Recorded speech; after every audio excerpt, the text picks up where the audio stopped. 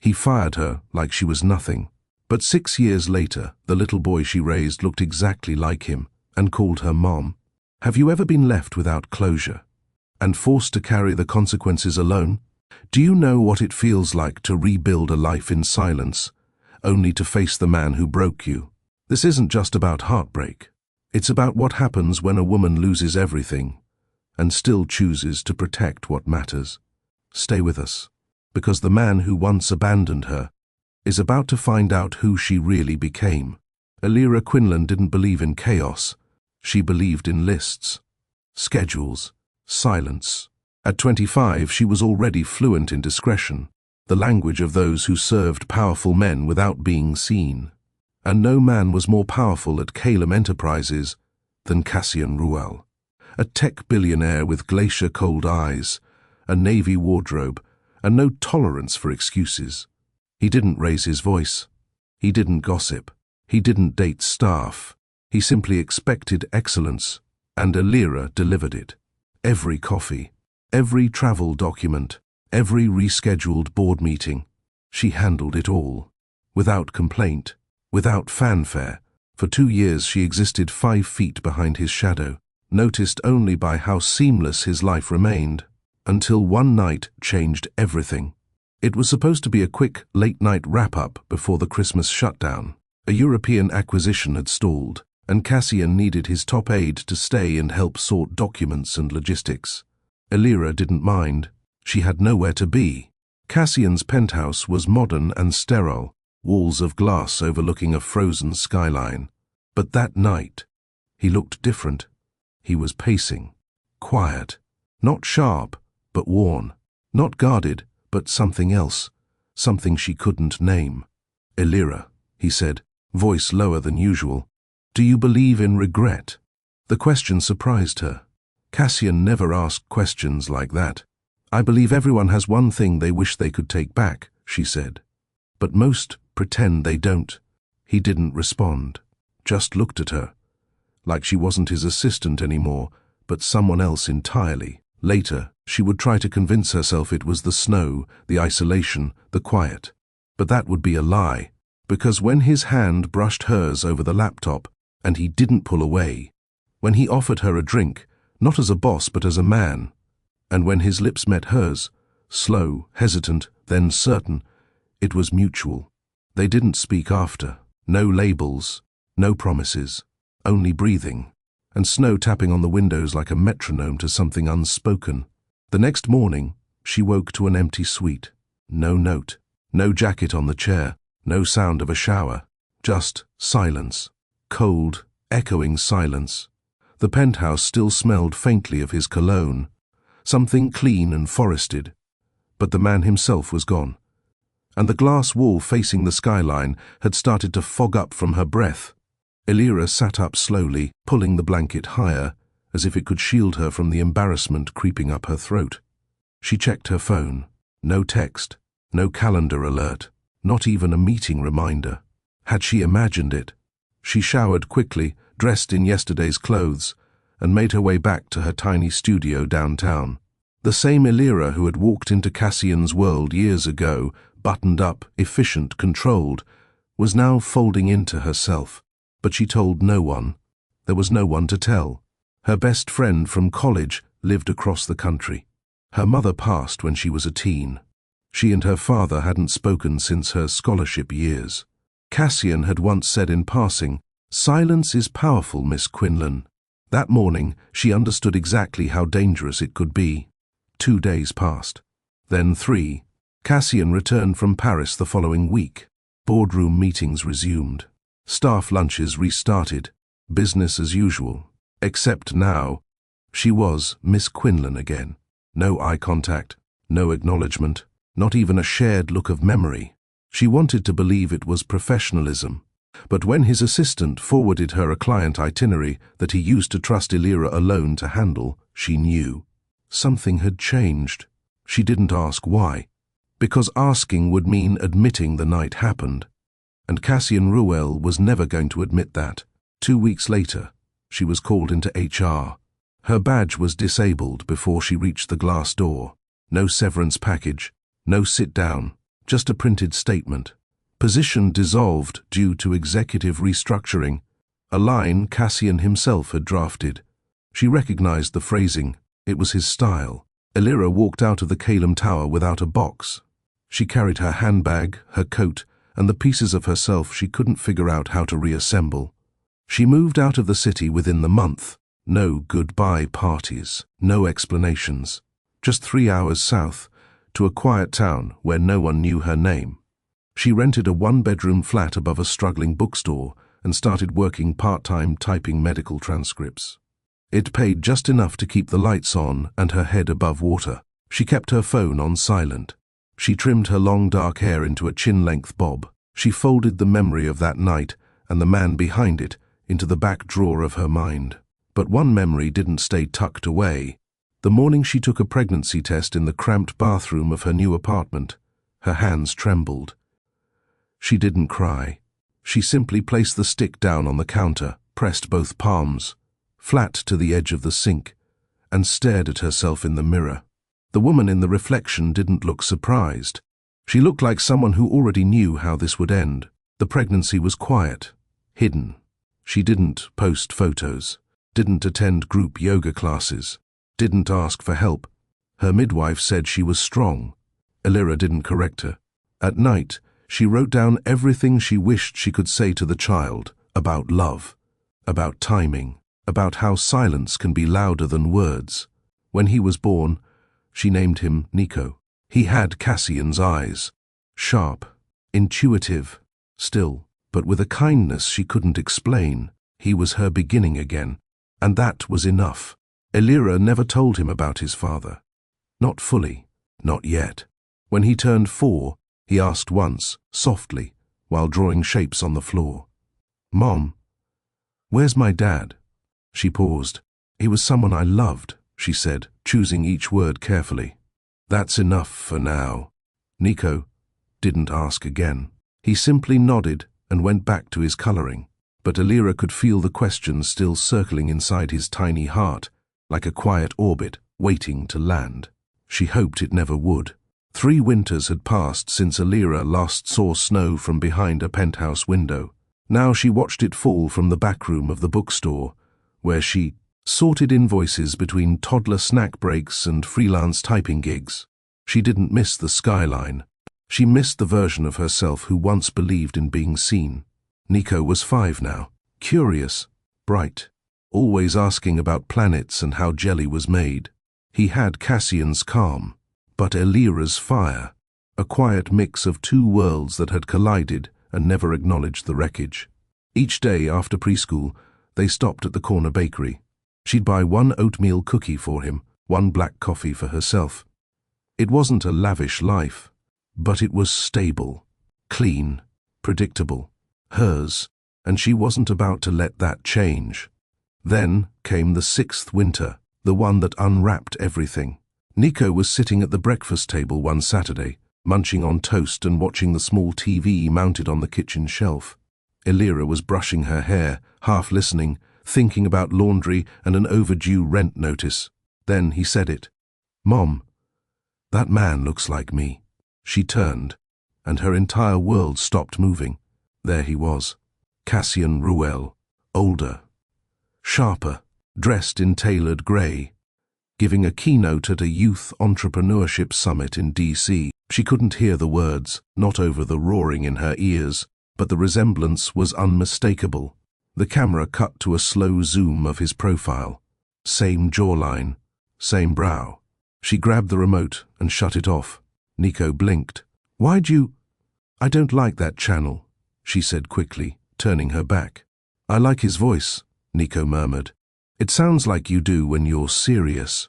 Elira forced a smile. Inside, her chest ached. That night, when Nico fell asleep curled up with a plush space rocket, she dug out a box from the closet. Inside, a printed NDA from Calum Enterprises, her termination letter, a string of email threads with Cassian, his assistant, and a hospital bracelet that still read, "Elira Q, male, 6 lbs 3 ounces. She sat at her kitchen table and opened them one by one. Every word screamed silence. No apology, No explanation, no recognition. He had erased her like she was a problem solved. But the truth? He was part of someone now. Someone real. Someone who asked questions. Someone who noticed men on TV with matching eyes. The following Tuesday, an email slid into her inbox. A short-term freelance role. Remote. Well-paying. She almost ignored it, until she read the client name, Calum Enterprises. Her hands froze on the keyboard. There was no way he'd know. He'd built walls around himself. Departments upon departments. This was likely routed through a contractor, a mutual connection from her old typing network. Still, fate had a way of knocking when you swore your door was locked. Rent was overdue. Nico's winter jacket was 2 sizes too small. She said yes, but under a different name, Rena Velin. Remote, safe, no cameras, no risks. She kept it clean. Professional, efficient, completed her assignments, met every deadline, never interacted with any senior staff. It felt like stealing oxygen from her past without ever stepping into the same room, until a legal assistant requested an in-person signature for final invoice processing. It was protocol. 1 visit, 15 minutes, drop off, and go. Elira hesitated. She hadn't set foot in that building since the morning they shut off her badge, but the payment would cover 2 months of rent, and a new pair of snow boots for Nico. She went, Elira dressed with care, plain coat, faded scarf, minimal makeup, hair tied low. She took the train into the city, wore sunglasses even though it was cloudy. At the Calum Tower, the security guard handed her a guest pass without blinking. She walked through the lobby like a ghost revisiting the scene of her own funeral. Elevator to the 23rd floor. The receptionist glanced up, collected the folder and said, "You're good to go." Elira turned to leave. And then she heard it. Elira? Her blood chilled. She turned slowly. Cassian Ruel stood 6 feet away. No security, no assistant, no phone in hand. Just him, staring, his brow furrowed. "You look different." "I should," she replied, voice level. "It's been 6 years." His eyes darkened. "You disappeared. You fired me. I had my reasons." "So did I." The silence after that was thicker than glass, and she broke it by walking right past him, without flinching. He didn't follow. Not yet. But she felt his stare burning between her shoulder blades until the elevator doors closed. 3 days later, he walked into the back room of the bookstore where she worked part-time. She was organizing holiday displays. The bell above the door rang once. Then again. She turned the corner and nearly dropped a box of snow globes. Cassian stood by the reading corner, glancing at a shelf of nature books. She swallowed hard. "This is not appropriate," she said quietly, stepping forward. "You have a son." Her stomach turned.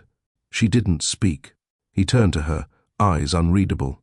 "Is he mine? Why do you care now?" "I didn't know. You didn't ask. My legal team said you left, you were paid, that you didn't want contact." Her voice cracked. "I was paid off with silence. You didn't even look for me." His jaw tensed. "I was wrong," he said. "You were careless," she replied. "And I paid for it with 6 years of nights, wondering how to explain to a child why he had no father." He stepped forward. "I want to meet him." "No." "Elira." "No," she said again, this time louder. "He's safe, he's whole, and he calls me Mom, not broken." Cassian's face paled. He didn't argue. He left with a nod, no words, the same way he used to leave a meeting when he realized he had no control. That night, Elira sat beside Nico as he slept.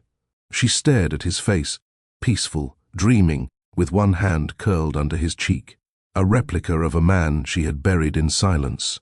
Except now, the silence had cracked, and Cassian Ruel had seen the truth, on a face too young to lie. Elira didn't remember driving back from the city that day. She remembered the heaviness in her chest, the rhythm of train wheels, the way Cassian said her name like it still belonged to him, and she remembered Nico's voice when she got home. "Mom, are you okay? You look quiet." She crouched to hug him, longer than usual, tighter than usual. Not to protect him from the truth, but to protect herself from it. Because somewhere between Cassian's question and her silence, a part of her had reopened, not willingly, but undeniably. 3 days later, she returned to normal, or something like it.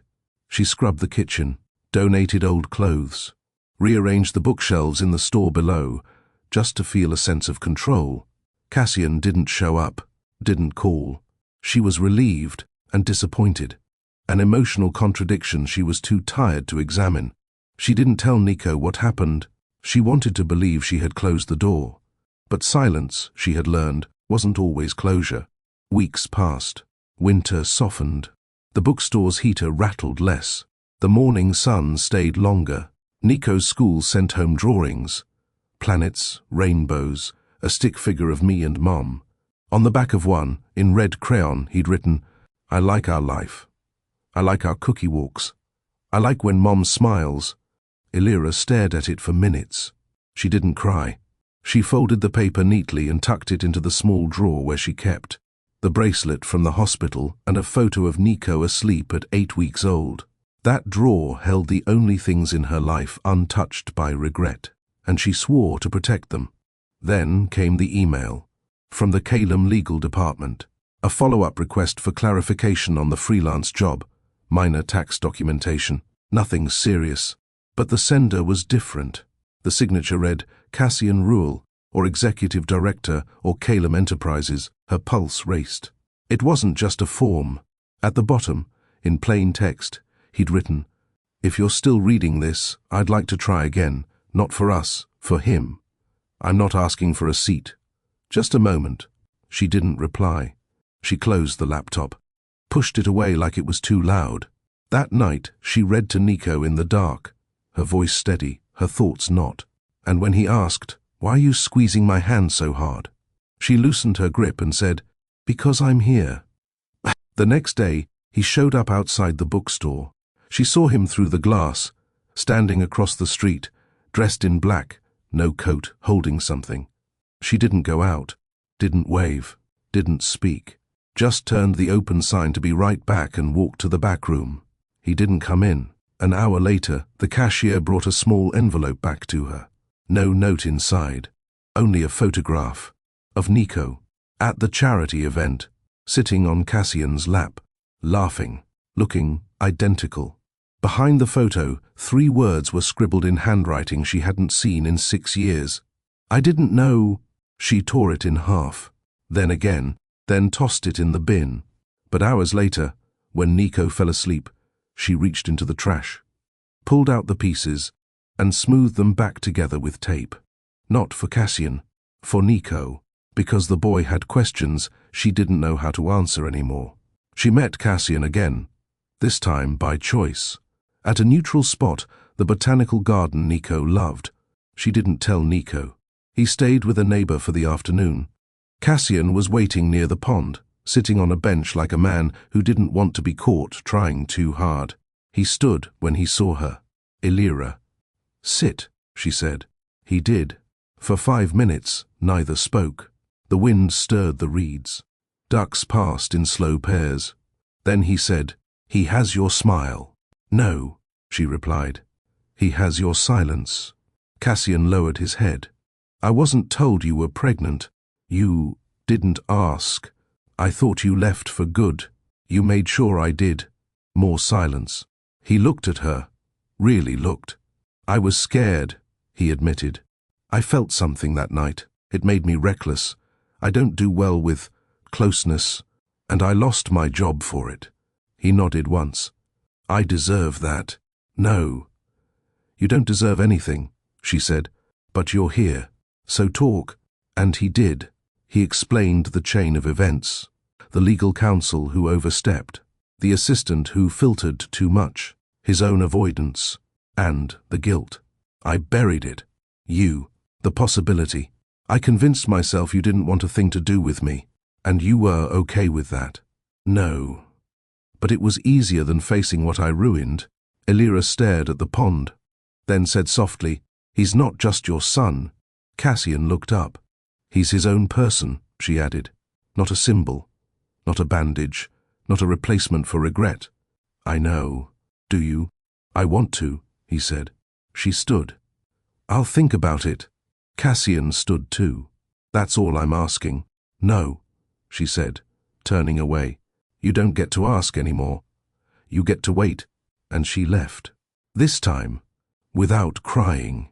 Cassian didn't come back the next day, or the one after, and Elira was glad, or she told herself she was. She needed space to think, to breathe. She hadn't said yes. She hadn't said no. And that middle ground, that was her space now. She clung to it like a raft, because once you gave in to guilt, to charm, to history, you risked drowning again.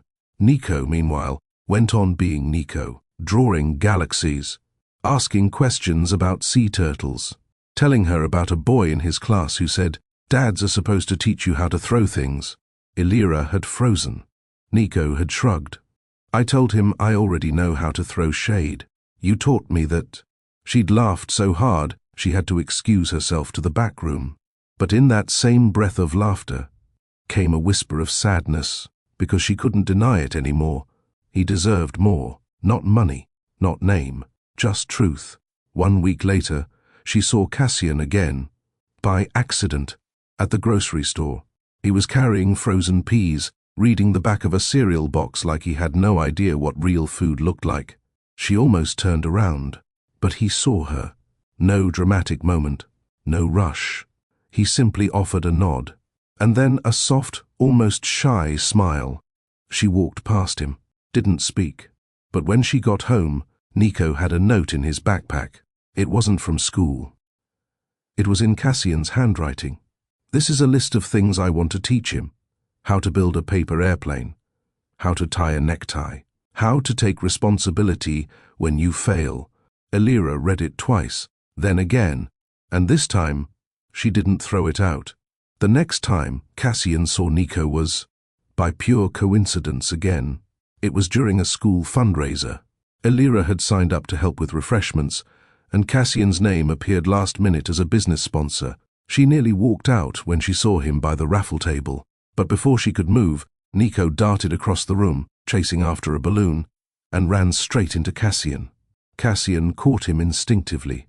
The balloon popped. Nico blinked. "You okay, buddy?" Cassian asked gently, setting him on his feet. Nico stared. "Why do you sound like me?" Cassian laughed. "I don't know. Why do you sound like me?" They both looked at each other. "I like your tie," Nico said. "Thanks. You can have it." "Really?" "Sure." Nico tugged at the knot. Cassian lowered himself and helped unfasten it. That's when Elira reached them. She didn't yell, didn't panic, just bent down and said, "Nico, let's go." Nico glanced at Cassian. "He gave me his tie." Elira looked at Cassian. He raised both hands in peace. "No pressure. Just being here." She nodded once. "We'll talk. Later." That night, after Nico fell asleep with the tie still clutched in one hand, Elira sat on the balcony. Cassian showed up 20 minutes later. She'd given him the time and place. She sat in a sweater and slippers, legs curled under her, like the woman she used to be before the boardrooms and glass towers. "I saw him," he said softly. "I know. He's perfect. He's a child. Don't put your redemption on his shoulders." "I'm not," he said. "I swear I'm not." She looked at him, his posture different now, less guarded, less corporate. "I'm not here to ask for your forgiveness, Elira." "Then why are you here?" "I'm here to wait." "For what?" "For the moment he asks about me again, and you don't lie." That hit her like a wave. She turned away, blinking fast. "I never lied," she said. "I know," he said. "That's why he's whole." Silence. Then she whispered, "What if he loves you more than me?" Cassian shook his head instantly. "He'll never stop needing you." "I'm not his history. I'm his, maybe, She looked down at her hands. I'm scared. So am I. And that was the most honest thing they'd said to each other in 6 years. Have you ever had to protect your child from the truth, even when that truth had a familiar face? If this chapter made you feel something, drop a comment below. Like this video if you believe real strength is knowing when to walk away and when to let someone in slowly. Don't forget to subscribe for the next part of Elira's quiet journey, where the truth knocks again, but this time it's her son who opens the door. 6 days passed. Elira counted them, not because she was waiting for Cassian, but because Nico had started asking again. Mom, who was that man at the school?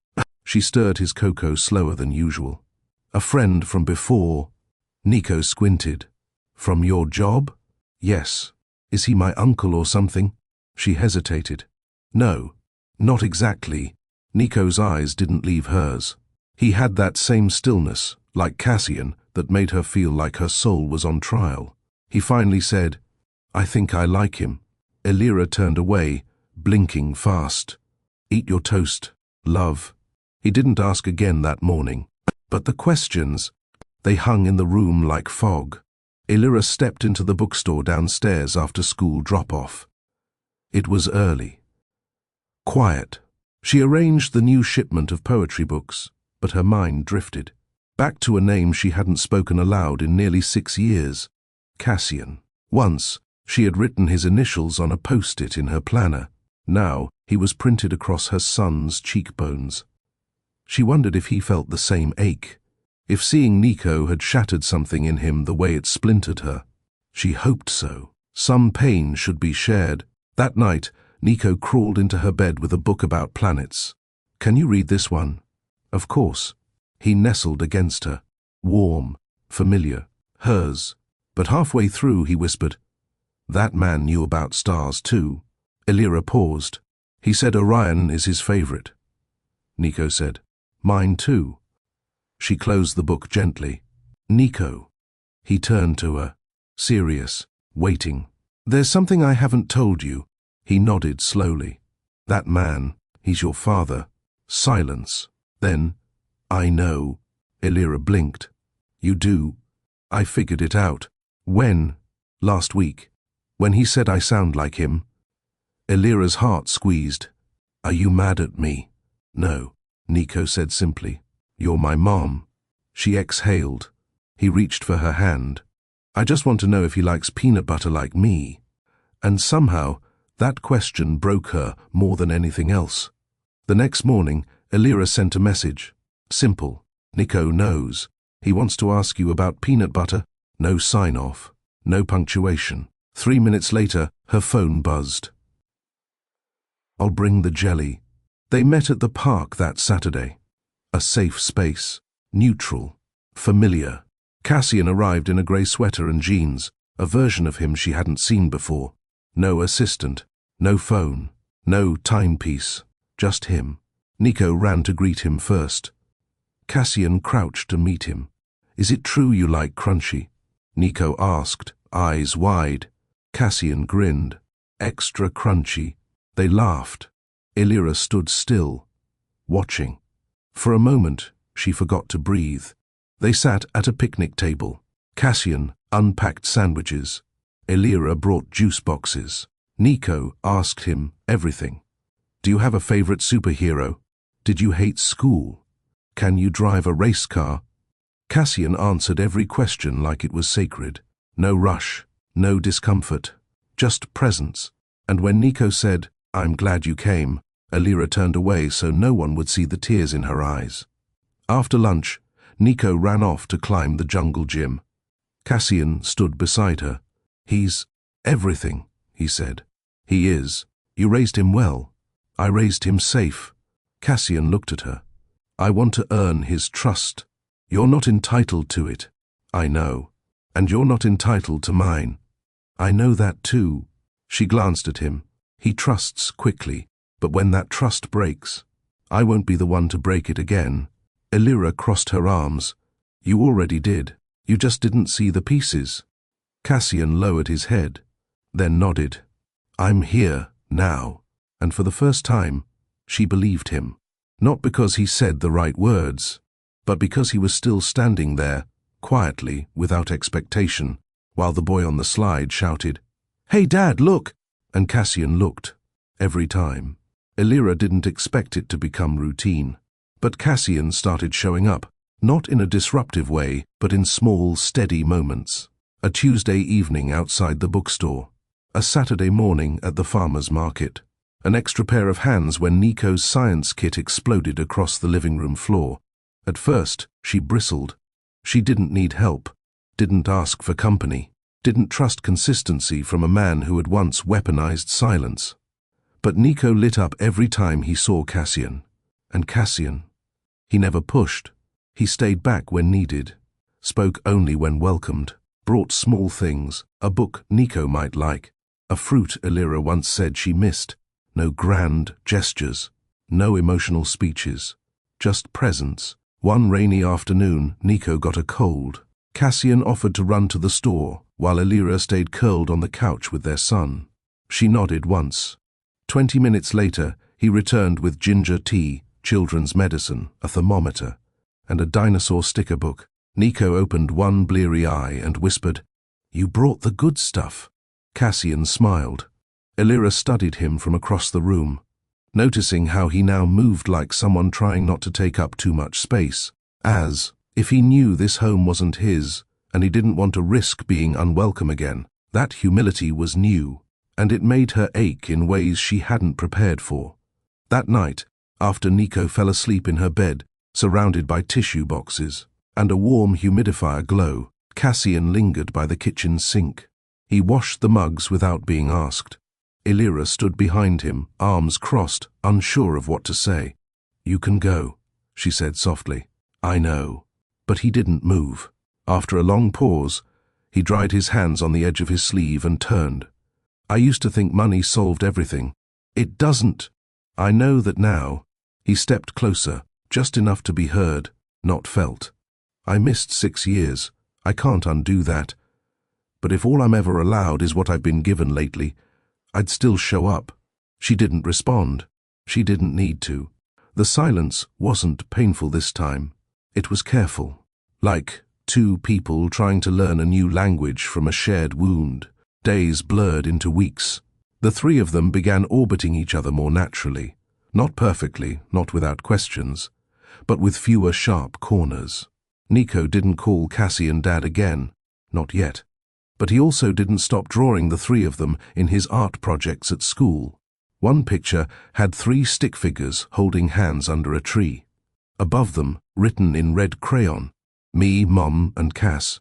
Cassian had taken a photo of it. He didn't say anything when he showed it to Elira, but the tremble in his smile said more than words could carry. One Sunday, while Nico was at a birthday party, Elira and Cassian ended up alone at the bookstore. She was restocking. He was fixing a light bulb that had been flickering for weeks. She climbed a ladder to reach the upper shelf of historical fiction. Cassian stood nearby, holding the box of new arrivals. He didn't look up until she spoke. "You used to walk through offices like a storm." He smiled faintly. "And now? Now you carry boxes." "Growth," he said, shrugging. She laughed under her breath. Then, without warning, she added, "You broke me." Cassian set the box down gently. "I know. And now you're here, acting like we're just friends with grocery privileges." He nodded. "Because I don't want to come in as a storm again." Elira stared at him. Then she climbed down, slowly. When she reached the floor, she stood close enough to feel his presence. "But what if I don't know how to be touched by you again?" Cassian's voice was quiet.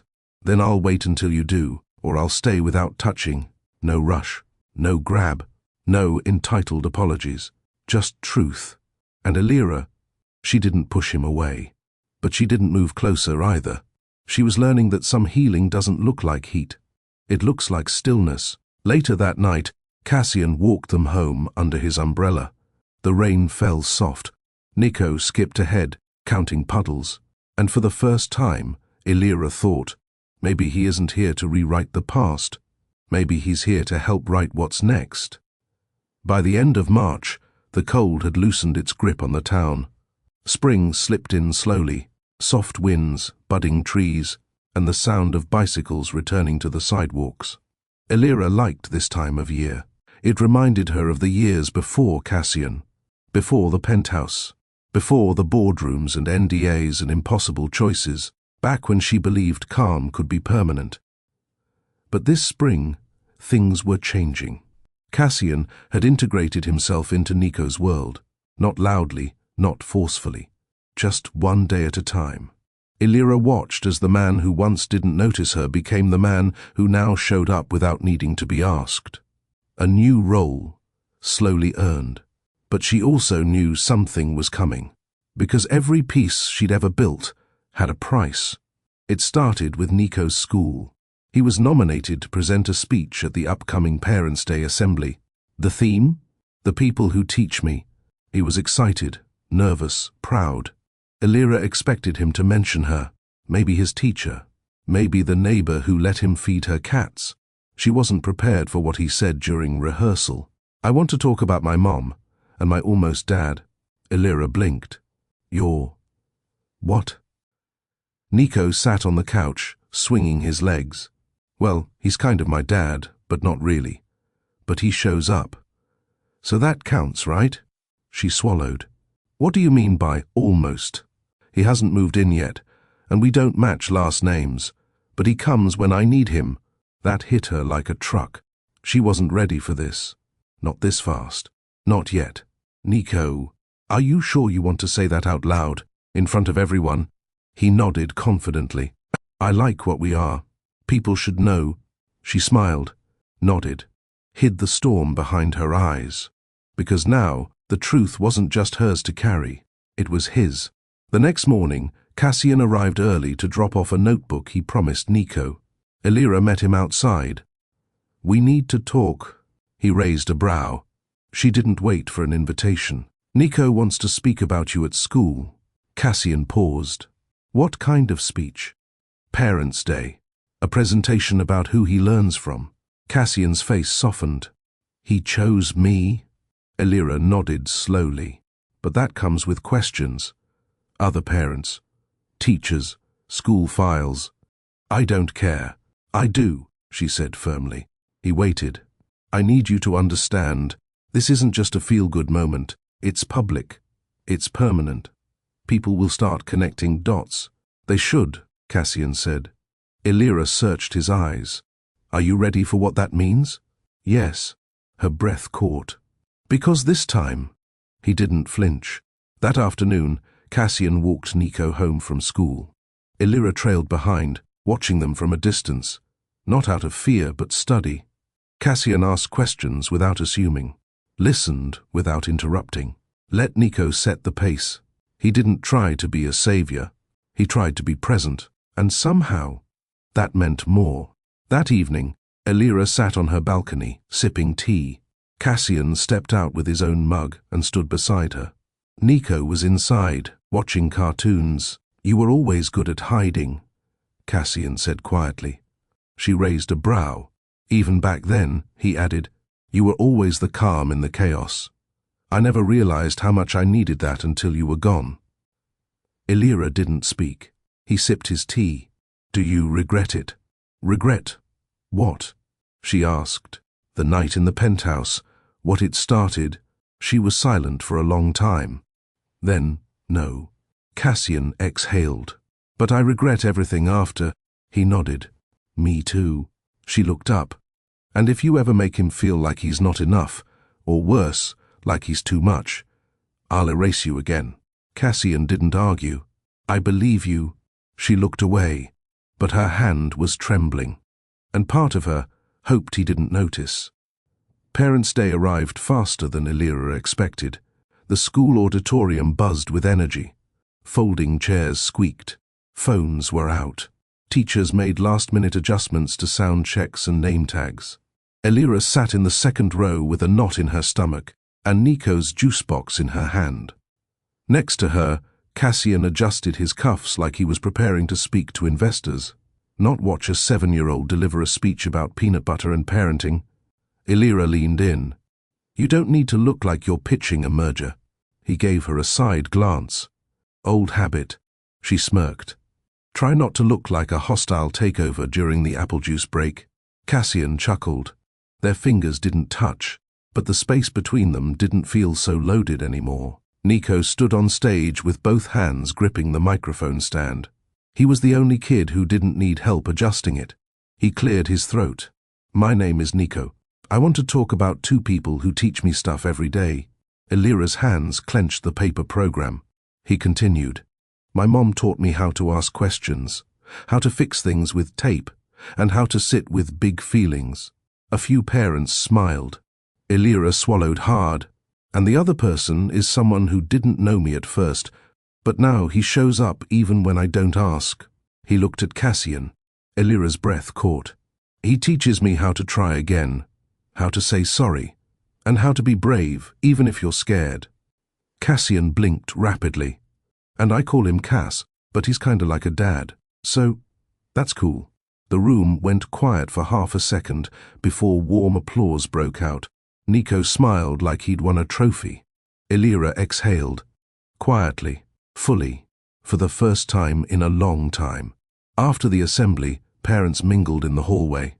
A few stopped to say, "That was such a sweet speech," or "Your son has a big heart."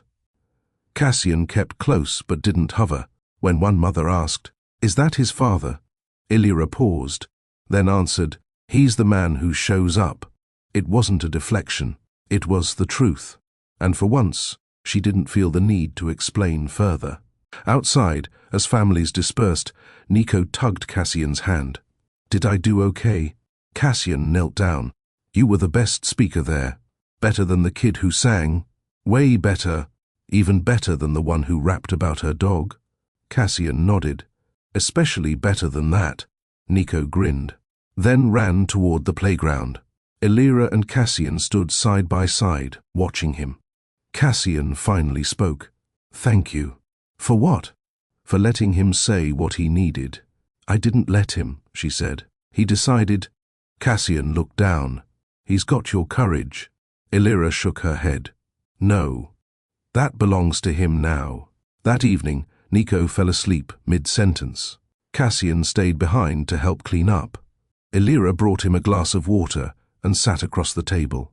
Neither of them spoke for a while. Then she said, "You handled that well. I wanted to cry during the part about tape." She smirked. "You almost did." "I know." He leaned back. "I didn't expect this to feel like a family moment." Elira nodded. "It was." Cassian watched her for a long beat. "You know, you've changed. Good or bad?" "Quietly dangerous," he said with a small smile. "I've always been that. You were just too distracted to notice." He looked down at his glass. "I notice now." Before he left, he stood in the doorway, one hand on the frame.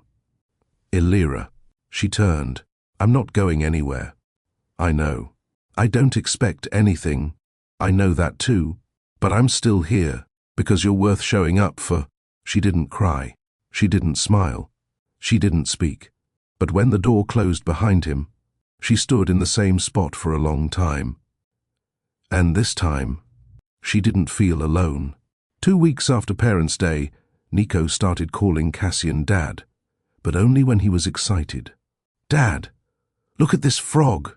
"Dad, can we get cereal with marshmallows?" "Dad, why do moms never let kids bounce on beds?" Cassian never corrected him, and Elira didn't either. The first time it slipped out, she had paused mid-step. Nico hadn't even noticed. Cassian had blinked, then answered like it was the most natural thing in the world. And somehow, it became one of those things that didn't need to be discussed. It simply was. That Friday evening, the rain came hard. The bookstore had already closed early. Nico was stretched out on the floor with crayons. Cassian was in the kitchen, helping Elira sort groceries.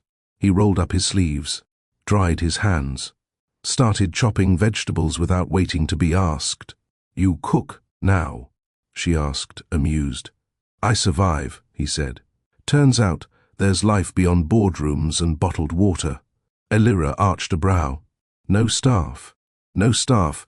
Just an embarrassing number of YouTube cooking videos and a neighbor who thinks I'm reinventing myself." She laughed. Are you? I think I'm just learning how to be present. Something in his voice made her pause. She passed him a bowl. Their hands brushed.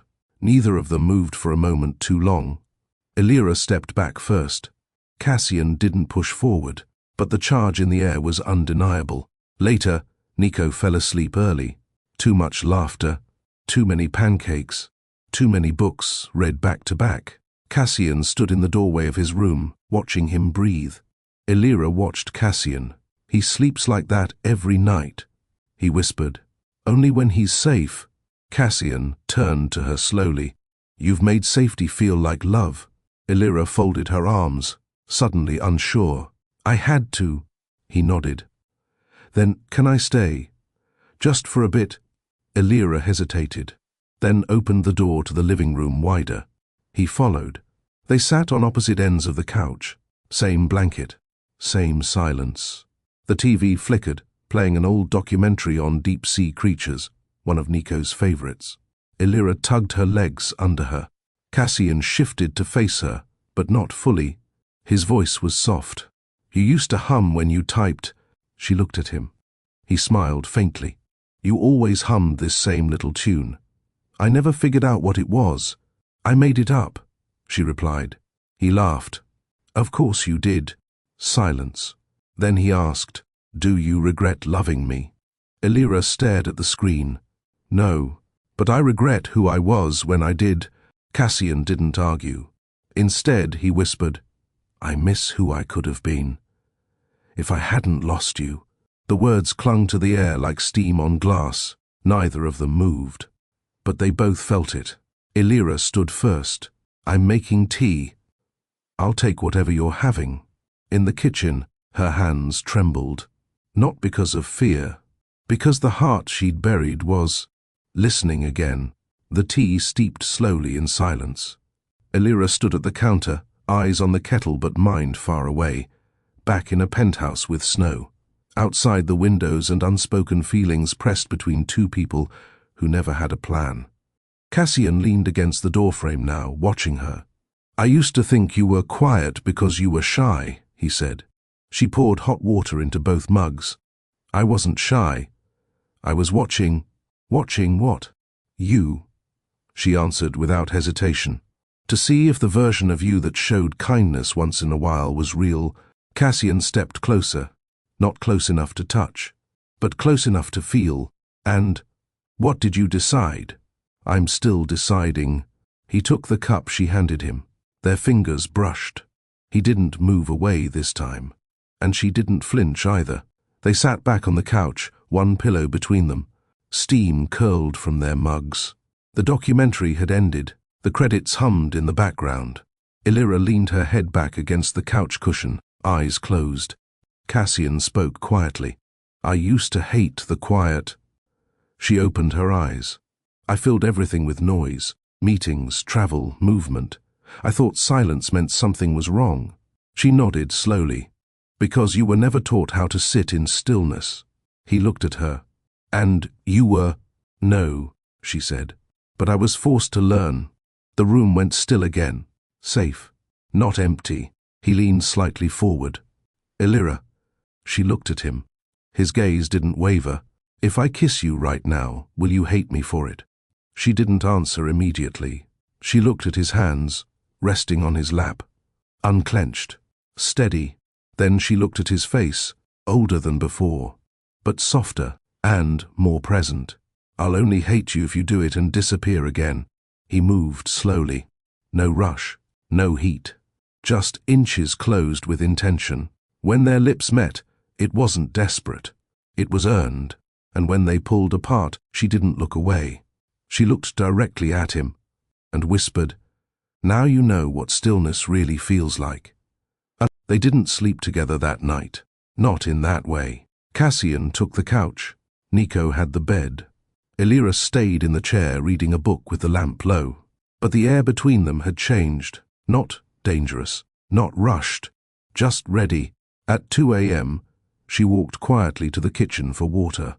Cassian was still awake, sitting on the couch with a blanket over his legs and a notepad on his lap. He looked up. You good? she asked. He nodded. Just writing. Writing what? A letter to myself, he said. From the version of me who used to take everything for granted. She didn't ask to read it. She just sat beside him. Close this time. No pillow between them. Morning came. Nico bounced into the room, hair messy, socks half off. Mom, Cass, are we still having pancakes or was that a one-time deal? Cassian smiled. Pancakes are forever, little man. Elira laughed softly and shook her head. And as they made breakfast together, in a kitchen too small for three, Elira realized something. She wasn't scared anymore. Because for the first time, the man who looked like Nico wasn't just showing up. He was staying. And this time, she believed him. The rhythm had returned. Mornings with pancakes, afternoons with homework, evenings with laughter, books and soft glances across the room. Elira no longer measured peace in isolation, but in consistency. And Cassian, he had become dependable. He didn't miss calls, didn't cancel weekends. He even installed a doorbell camera at her place, just in case. But peace never lasted long where Cassian's name was involved. Not with the company he used to keep, and definitely not with the empire he once ruled from the 50th floor. It started with a phone call from a blocked number. Elira didn't answer. Then came the email, cold, professional. As part of our annual background review, we noticed discrepancies regarding your freelance name, Rena Velin, and unfiled tax adjustments.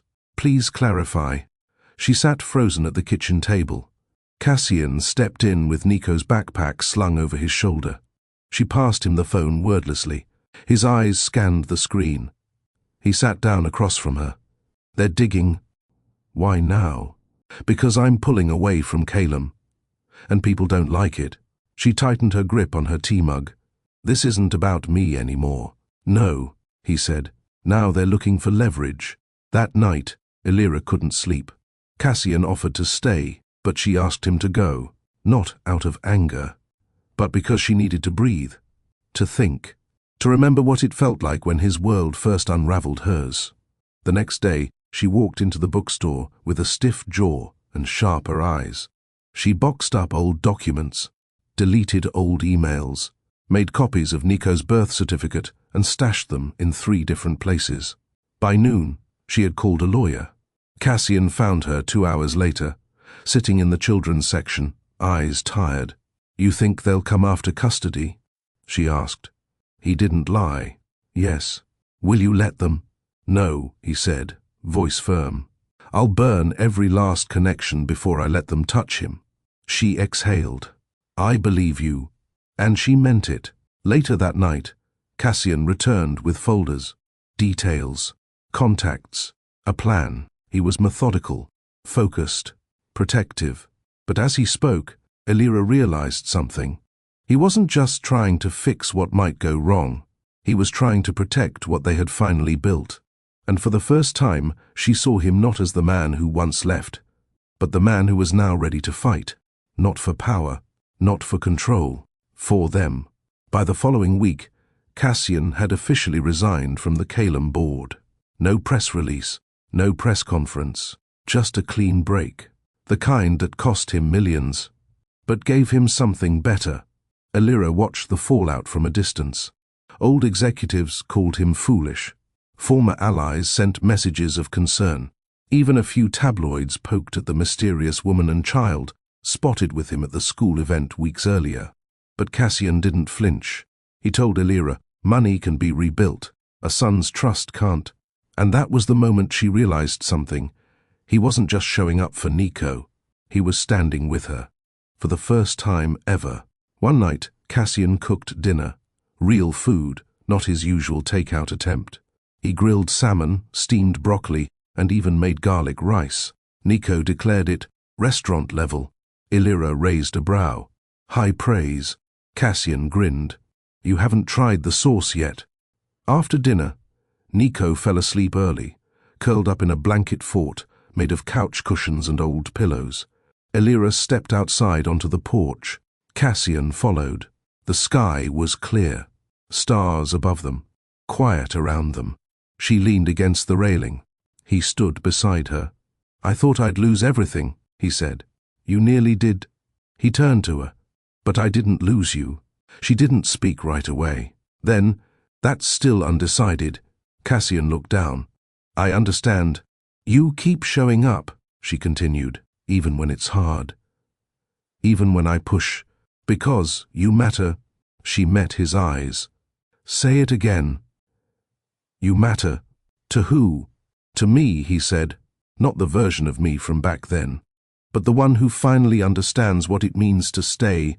Silence. Then Elira said something she hadn't let herself say aloud in years. "I never stopped loving you." Cassian blinked. "I buried it. I locked it up. But I never unloved you." He stepped forward. "I don't deserve that." "No," she whispered. "But you earned it." They didn't kiss that night. They just stood there, close, still, stronger, and it was enough. The next morning, Nico handed Elira a drawing. It showed 3 people under a bright sun. 1 tall figure, 1 woman with a book, 1 kid with a crown, and above it, in crooked handwriting, "My family." Elira looked up at Cassian, who hadn't seen it yet. She held it to her chest, and for the first time in 7 years, she finally felt like she could breathe again. The bookstore was quiet that morning.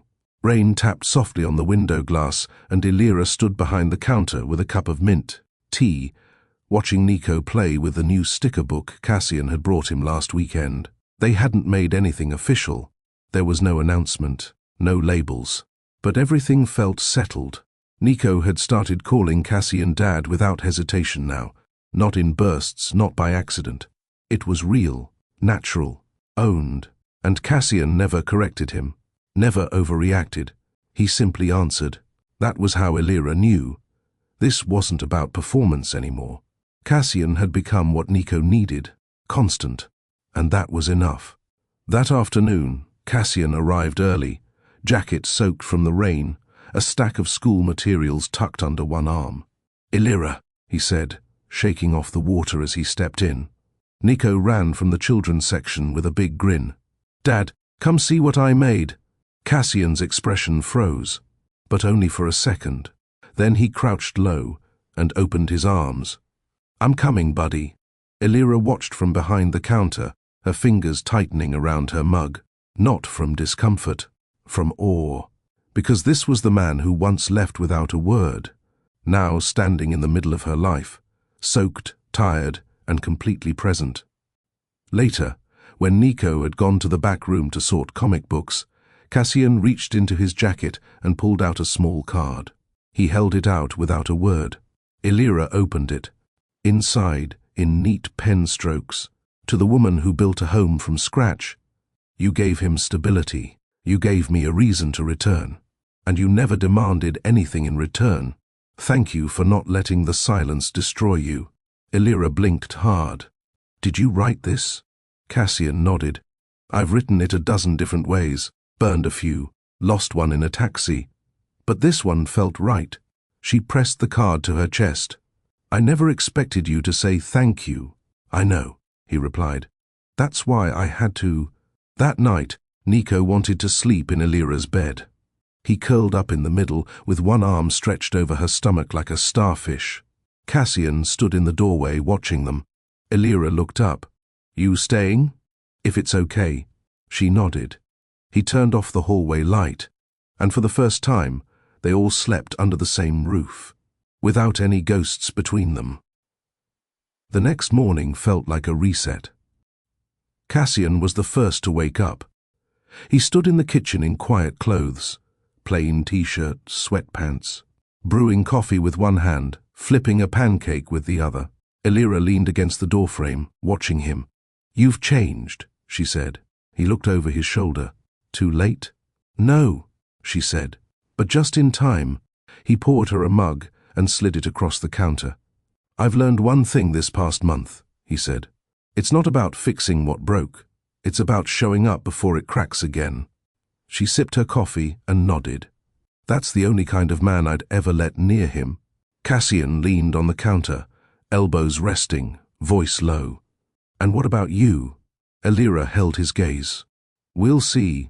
Later that day, while sorting boxes at the bookstore, Nico found an old photo of Elira from her Calum days.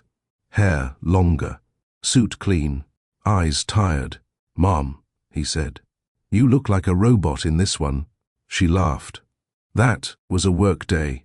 Cassian leaned over his shoulder. "That was when your mom ran the entire top floor without anyone realizing it." "She looks serious." "She was serious," Cassian replied.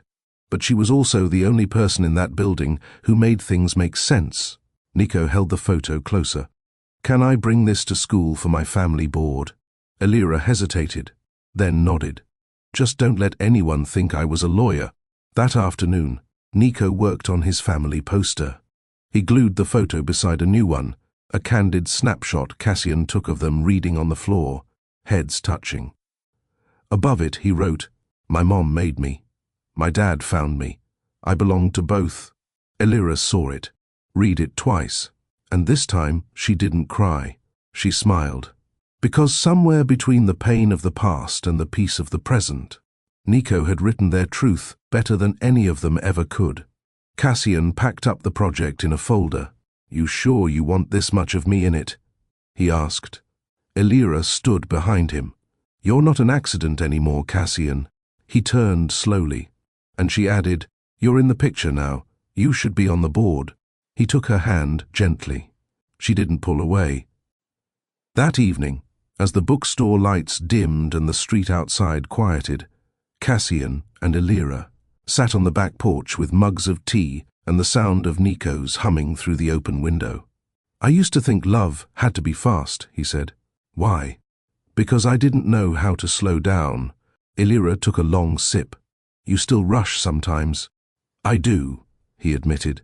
"But you're not running anymore," she said. "And that's the difference." Cassian reached into his pocket and pulled out a slip of paper. He handed it to her. Another card. This one read, "You loved me quietly. I'm learning to love you the same way." Elira folded it neatly, then leaned against his shoulder, and for the first time since that snowstorm 6 years ago, she let him hold her, without resistance, without fear. Spring turned to summer before they noticed. Nico finished the school year with perfect attendance and a class award for most observant. Cassian had joked, "That's definitely from your mother," and Elira didn't disagree. The days slowed down. Afternoons were for lemonade and comic books, evenings for cooking together and folding laundry, while Nico narrated superhero shows word for word, weekends for road trips to nowhere, lakes, museums, a drive-in movie that Elira secretly loved more than Nico.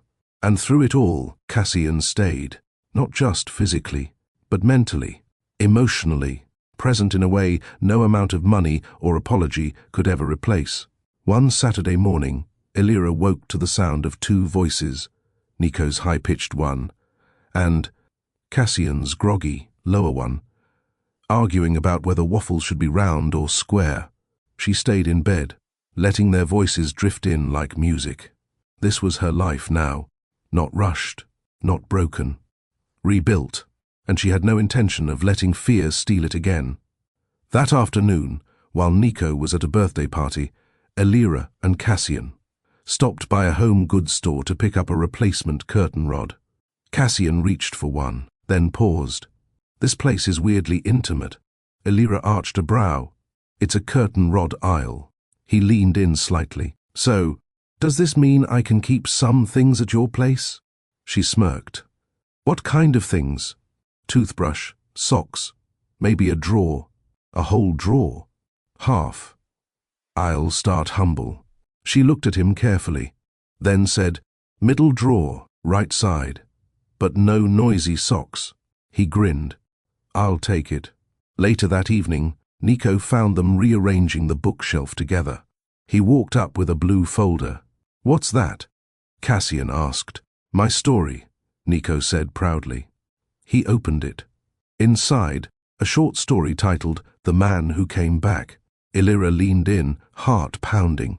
The first line read, "Once, there was a boy who looked like someone he didn't know. But then that someone came back, not because he had to, but because he wanted to." Cassian read the whole thing quietly. By the last line. Now we build stuff together, not with blocks, but with time. He looked up, eyes wet. Elira took the folder and kissed the top of Nico's head. And in that moment, she didn't care what they had lost, because what they had now was honest, and that was stronger than anything they had before. That night, after Nico went to bed, Cassian stayed behind to help Elira close the bookstore. It was quiet, the kind of quiet that felt earned, not the kind they used to sit in when everything was broken. This was the kind that came after building trust brick by brick. Elira turned the key in the lock, flipped the sign, and leaned her back against the door. Cassian leaned next to her, arms crossed, watching her in the low light of the street lamp. "You never told me," she said. "Told you what? Why you came to the school that first time, charity event or not. You didn't know we'd be there." Cassian hesitated. "Then, I was hoping I'd see you." She looked over at him. "I didn't know how to ask for forgiveness, so I thought, maybe I'd just show up." She didn't smile, but her voice softened. "You always did operate better through action." He nodded. "Words failed me back then. They still scare you?" "Less now. But I still trust consistency more." Elira turned her head fully now. "Then keep showing up, even when it gets boring, even when I don't make you pancakes." He looked at her, dead serious. "I'd show up for burned toast and silence if it meant being part of this." And for once, Elira didn't feel the need to test him. She believed him. Later, they sat on the couch, shoulder to shoulder, watching the flicker of a candle Nico had made in class. Cassian reached for her hands slowly. She didn't pull away. Instead, she said, "I don't need a ring. I know. I don't need promises. I know that too. But if you stay, really stay, I'll give you all of it." Cassian looked at her. "Elira, I've already built my whole life around the three of us. The paperwork is just catch-up." She laughed under her breath. "That sounds like something a recovering CEO would say. Guilty." In the next room, Nico stirred in his sleep. Cassian stood and peeked in, then turned back and whispered, "He still hugs that tie I gave him. You know that?" Elira's throat tightened. "I know." Cassian walked back to her and cupped her face gently. Not rushed, not desperate, just steady. "I love you," he said, "and I love the life you built when I didn't deserve to be in it." She pressed her forehead against his. "You're here, now, and this time." That was enough. Elira didn't hear the word proposal, not once.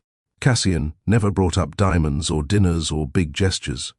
But she noticed the signs. His jacket was always hanging on the same hook by the door. His toothbrush sat beside hers like it had always belonged. And Nico started saying "our house" instead of "Mom's." There was no announcement, no staged Instagram moment, just three people moving through time together, like it had always been this way. That Sunday, they drove to a cabin Cassian had renovated years ago, before Elira, before Nico, back when peace was something he thought he had to buy. Now, he just wanted to share it. Nico explored the woods, building forts from fallen branches. Elira sat on the porch with her journal. Cassian grilled vegetables over an open fire, sleeves rolled, hair swept back. At one point, he looked up at her and said, "I used to think I needed to be powerful to be respected." She didn't speak. He added, "But it was never about power, it was about presence." She closed her journal. "You finally figured that out?" He smiled. "Because you lived it without ever saying a word." And that was when she knew. He wasn't going to ask. He was going to live the question until she answered it herself. That evening, they ate on the deck, mismatched plates, Nico wearing a crown of twigs. Cassian raised his glass of lemonade. To slow things that last, Nico clinked his glass, and to garlic rice. Elira laughed. To both. After Nico fell asleep in a nest of sleeping bags and pine-scented pillows, Elira stepped outside. The night was quiet. Cassian joined her. They stood barefoot on the cool wooden planks, wrapped in a shared silence. Finally, she said, "Do you still want a title?" He looked at her. "What kind?" She took his hand. "Let's start with husband." His eyes didn't widen. He didn't gasp.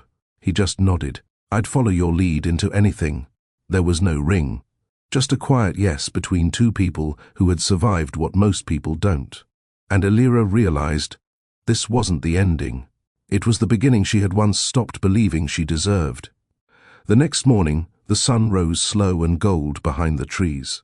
Elira stood barefoot in the kitchen cabin, pouring coffee into mismatched mugs. Cassian stepped in behind her, still in sleep clothes, still blinking off the morning. He wrapped his arms around her waist gently. She didn't flinch. Instead, she leaned into him, resting her head under his chin. I thought you'd be awake before me, he whispered. I wanted to feel what it's like to be held first. He kissed the top of her head. Get used to it. They didn't rush back to the city. Nico fished pine cones from the creek, telling anyone who'd listened they were forest treasure. Cassian fixed a loose stare with a quiet focus that felt permanent. Elira watched it all. The boy they raised, the man who stayed, the peace that no longer felt temporary. And something inside her finally, fully, exhaled. Back in town, life resumed. The bookstore reopened. Nico started a summer science program. Cassian began consulting on non-profit youth projects. No headlines, no boardrooms, just purpose. He gave Elira space, never moved in officially. But his drawer stayed full. On Tuesdays, they made lasagna. Fridays, pancakes. Sundays, long walks with Nico between them, one hand holding each. It was simple and sacred. On a quiet Sunday evening, Nico crawled onto the couch with his parents and asked, "If you two get married, can I be the one to say the words?" Elira smiled. "Which words?" "You know, the important part." Cassian laughed. "Like, do you promise to always make pancakes on weekends?" Nico nodded. "And also be best friends forever." Elira looked at Cassian, then at Nico. "You can say all the words," she said softly. And that's how it was decided. The wedding happened on a Tuesday morning, in the backyard of the bookstore, with 3 chairs, 1 cake, and 0 pressure. No suit, no dress, just truth. Cassian said, "I missed the beginning of your story, but I want to be the man who stays in every page after."